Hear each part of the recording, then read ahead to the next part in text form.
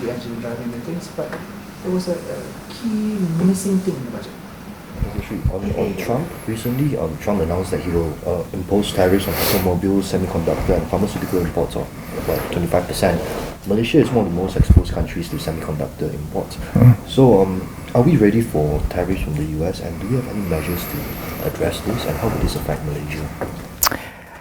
I think there's the geopolitical environment in the world is much choppier than it has been in the past. Yeah, I think the world's leaned to right-wing politics for a while now. So right-wing politics tends to be much more insular than centrist or so on. So Mr. Trump has come in and he wants to put America first. And that one we all understand is part and parcel of his election campaign. And it's manifesting itself by a lot more protectionism, a lot more tariff action in order to lift up the capacity for the US internally. Whether it's the right thing to do or not, that's the problem that the US will have to figure out. But the consequences is going to be felt on a global scale. So we've seen tariffs being applied to Mexico, China, Canada, and so on. And there are blanket things that are being applied for some segments of industry along the way. So what's Malaysia's position in all this? I think we have to look at Malaysia. Malaysia, we are an open trading nation. We deal with everybody. And it's always been our strength that we've always been an open trading nation. And we've been able to navigate to make sure that we can stay on that middle path for a while. So in all the years that we've been doing this, what has been the strength of Malaysia is actually we have a diversified economic base. We're not dependent on only one market or one country along the way. So even when you look at China, US, EU, they are not like 50% of our total exports, right? I think the US is 12%, China is like 16% or something like that along the way. Singapore is number 2, slightly higher than 13% or something like that. We'll get the right numbers to you. I'm just pulling out from memory. So that's helped us to understand that if things are changing, we have buffers that come in because we have the diversification. And if you look at what the government has been doing, it's actually been expanding the reach. That's why a lot of business trips have been going around to actually activate and open up new markets for Malaysia, attracting new investors coming into Malaysia and so on. So again, pushing on that diversification leg in a better form. If you look at our E&E and semiconductor space, yes, we are material. We are 16% of the total global E&E space.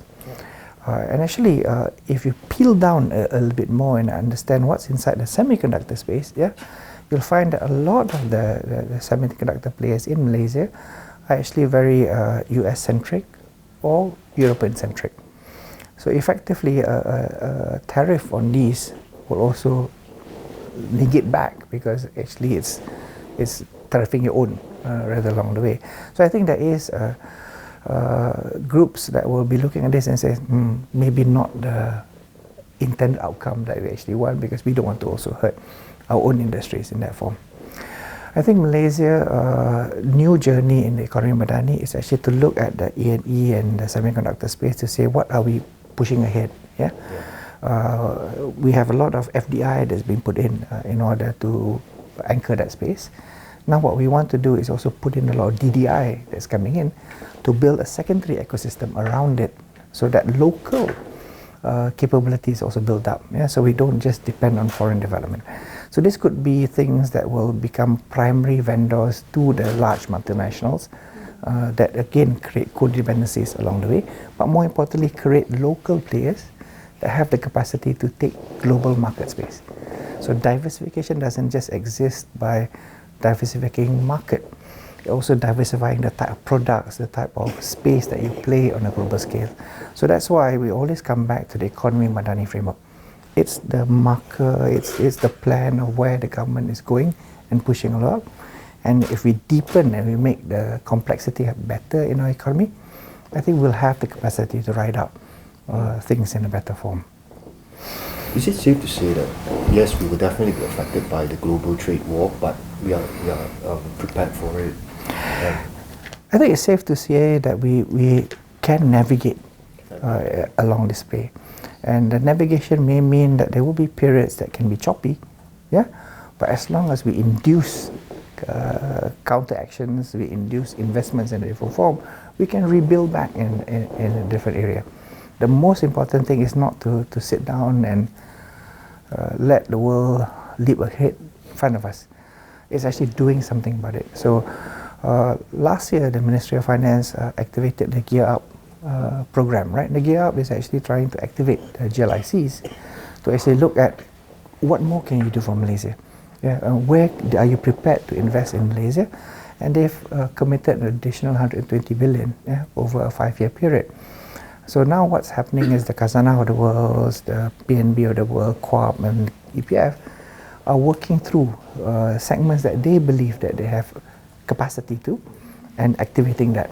So in Khazanah, for example, in their investment through Jelawang Capital, which is a fund mechanism that looks at early stage and growth stage of investment, are trying to find local entities to work with fund managers so that they can build better support systems. And it goes back to my point just now. If the FDI is coming this way, can we build a sub-ecosystem around it? So if Jelawang helps activate it by finding local companies that need the capital growth, then we accelerate that pace.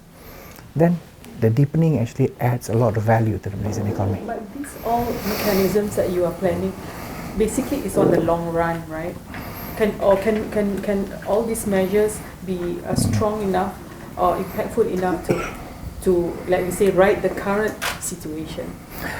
I think there are different mechanisms and tools that government always manages along the way. Yeah. So one cannot forget the longer term, yeah, because the long term is actually where you want to go. So the Jelawangs of the world and so on will actually invest to nurture and grow these things in a better form. But there are some things that are a bit more shorter term in relation. Yeah, it may start small, but it can quickly scale up. Yeah.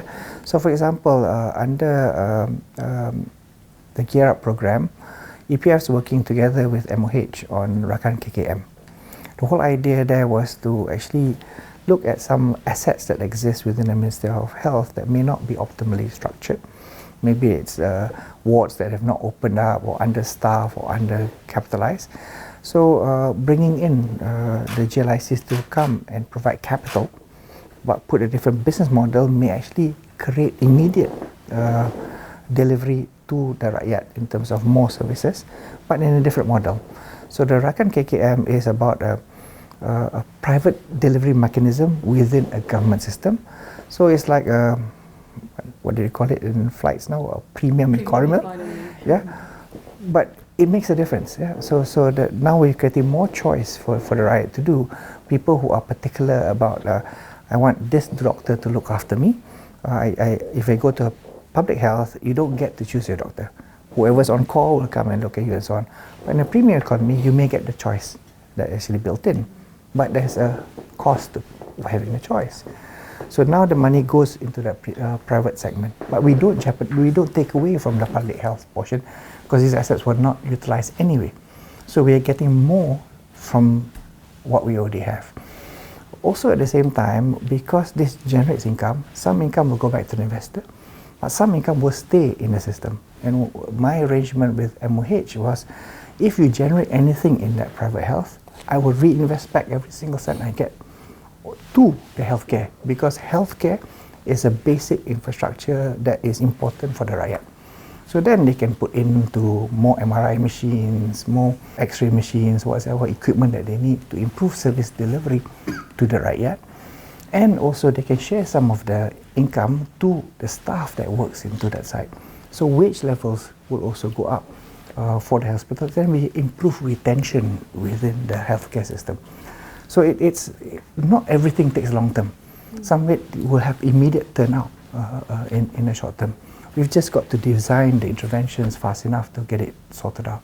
So the capital will be solely from GLCs, or is MOF also allocating funds for Rakan KKM?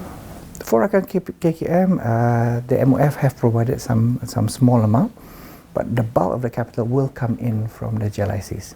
Because the important thing is, it is not the GLICs doing it for CSR. It's the GLIC saying that we can work under a good business model that makes sense for both the government and them. So it was a win-win mechanism that we had to create. And I think we found that answer in the Rakan KKM model. Okay, one more, 1, 2, 3.